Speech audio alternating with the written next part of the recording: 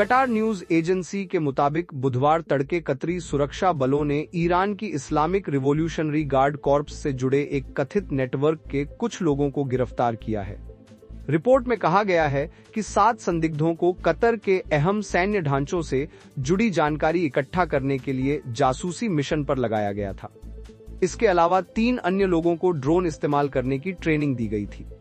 पूछताछ के दौरान आरोपियों ने कथित तौर पर ईरान के रिवॉल्यूशनरी गार्ड से अपने संबंध स्वीकार किए और बताया कि उन्हें जासूसी और तोड़फोड़ जैसे मिशन दिए गए थे। यह घटनाक्रम ऐसे समय सामने आया है जब हाल ही में अमेरिका और इसराइल के हमलों के बाद ईरान मध्य पूर्व में मौजूद अमेरिकी सैन्य ठिकानों को निशाना बना रहा है। आदाब, नमस्कार।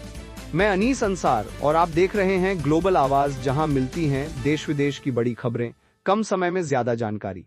दोस्तों, वीडियो अच्छा लगे तो लाइक करें और कमेंट में अपनी राय जरूर लिखें। एक और अहम खबर सामने आई है। पाकिस्तान के विदेश मंत्री और उप प्रधानमंत्री नुक्ता शाकदर ने ईरान को साफ कहा है कि वह पाकिस्तान और सऊदी अरब के बीच हुए स्ट्रैटेजिक म्यूचुअल डिफेंस एग्रीमेंट को ध्यान में रखे। इस समझौते के तहत किसी एक पर हमला दोनों पर हमला माना जाएगा और पाकिस्तान ने ईरान से आग्रह किया है कि उन परिस्थितियों को भी समझा जाए जो इस एक्ट का हिस्सा है। दर ने बताया कि उन्होंने ईरानी पक्ष को यह बात दोहराई है कि यह रक्षा समझौता मौजूद है और इसका ध्यान रखा जाना चाहिए, खासकर जब ईरान और सऊदी क्षेत्रीय तनाव के बीच स्थिति नाजुक है। उन्होंने यह भी कहा कि सऊदी अरब की भूमि को किसी हमले के लिए इस्तेमाल नहीं होने देना चाहिए। ये बयान इस वक्त आया है जब मध्य पूर्व में संघर्ष के बीच कई देशों के बीच सामरिक और सुरक्षा मामलों पर कूटनीतिक बातचीत तेज हो रही है। अब बड़ी खबर इराक से सामने आई है और इसका असर सीधे वैश्विक तेल बाजार पर पड़ सकता है। इराकी मिनिस्ट्री ऑफ ऑयल ने ऐलान किया है कि रमायला ऑयल फील्ड से आज से पूरी तरह तेल उत्पादन रोक दिया गया है। इसके साथ ही वेस्ट कुरना 2 फील्ड से 4,60,000 बैरल प्रतिदिन का उत्पादन भी रोक दिया गया है। मंत्रालय ने चेतावनी दी है कि अगर ऑयल टैंकरों की आवाजाही शुरू नहीं हुई तो आने वाले दिनों में 30 लाख बैरल से ज्यादा उत्पादन में कटौती करनी पड़ सकती है। यानी मामला सिर्फ 1-2 फील्ड का नहीं बल्कि बड़े पैमाने पर सप्लाई शॉक का संकेत है। रमायला और वेस्ट कुरना 2 इराक के सबसे बड़े तेल क्षेत्रों में गिने जाते हैं। अगर इनसे उत्पादन रुका रहता है तो अंतरराष्ट्रीय बाजार में कच्चे तेल की कीमतों पर सीधा दबाव पड़ सकता है। अब निगाह इस बात पर है कि टैंकर मूवमेंट कब बहाल होती है, क्योंकि हर दिन की रुकावट वैश्विक सप्लाई चेन को और तनाव में डाल सकती है। अब रुख करते हैं लेबनान इसराइल मोर्चे की ओर, जहां टकराव और तेज होता दिखाई दे रहा है। इसराइल डिफेंस फोर्स ने कहा है कि उसने ईरान समर्थित संगठन हिजबुल्लाह के करीब 60 ठिकानों को निशाना बनाया है।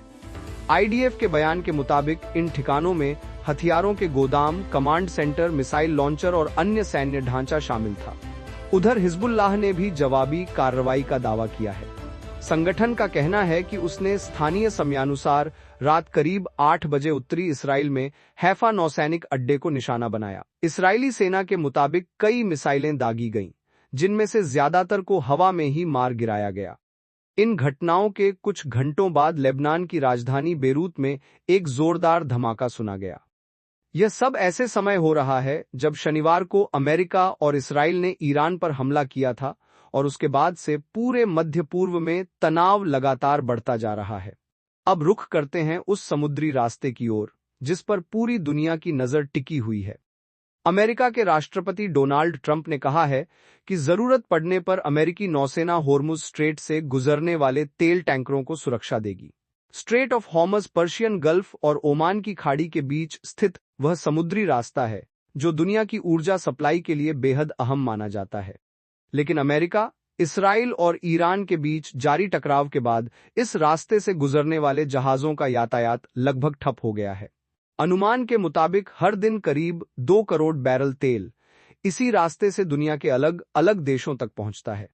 ट्रंप ने यह भी बताया कि उन्होंने एक संघीय एजेंसी को निर्देश दिया है कि खाड़ी क्षेत्र में समुद्री व्यापार के लिए पॉलिटिकल रिस्क इंश्योरेंस और गारंटी दी जाए ताकि जहाजों की आवाजाही फिर से शुरू हो सके।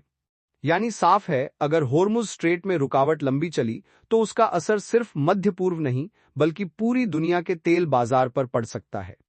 ईरान की सियासत में बड़ा बदलाव हो सकता है। मोजद्दा अली खामेनेई का नाम अचानक सबसे ज्यादा चर्चा में आ गया है। कहा जा रहा है कि उन्हें ईरान का अगला सुप्रीम लीडर बनाया जा सकता है। हालांकि अभी अंतिम फैसला नहीं हुआ है। ईरान में सुप्रीम लीडर का चयन 88 धार्मिक विद्वानों की असेंबली ऑफ एक्सपर्ट्स करती है। जानकारी के मुताबिक यह वोटिंग अगले हफ्ते होने की उम्मीद है।